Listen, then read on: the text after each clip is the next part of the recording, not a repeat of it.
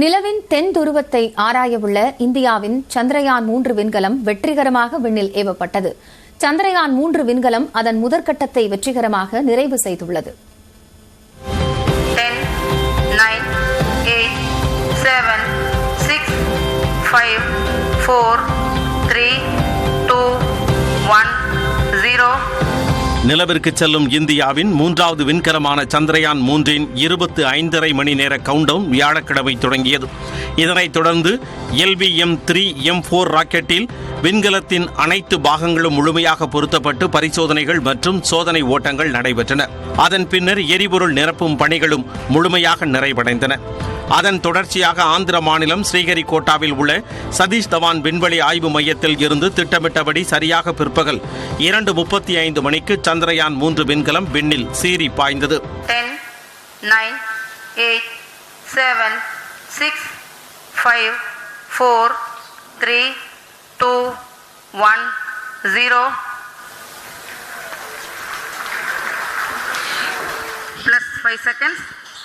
Lift-off normal. Here we have a majestic lift-off of LVM-3M4 rocket carrying India's prestigious Chandrayaan 3 spacecraft. P2 tracking. प्रज्वलन और सफलतापूर्ण उत्थापन LVM-3M4 rocket का।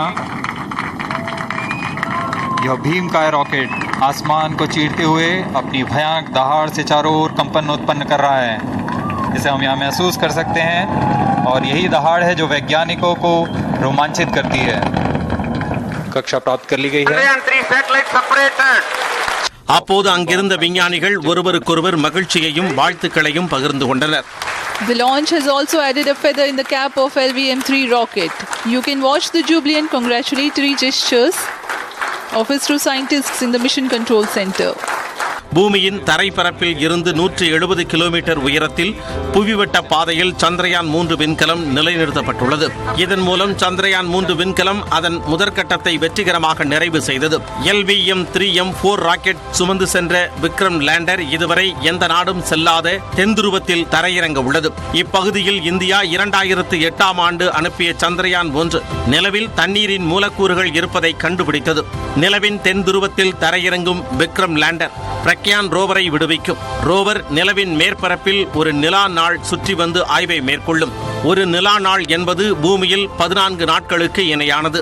நிலவின் தரையில் இந்தியாவின் சின்னம் பதியும் வகையில் விக்ரம் லேண்டரின் சக்கரங்கள் வடிவமைக்கப்பட்டுள்ளன. ஒரு சக்கரத்தில் அசோக சின்னமும் மற்றொரு சக்கரத்தில் இஸ்ரோவின் சின்னமும் இடம்பெற்றுள்ளன. நிலவில் விக்ரம் லேண்டர் நகரும் போது அதன் தடத்தில் இந்த 2 சின்னங்களும் நிலவின் தரையில் பதிவாகும் என தெரிவிக்கப்பட்டுள்ளது.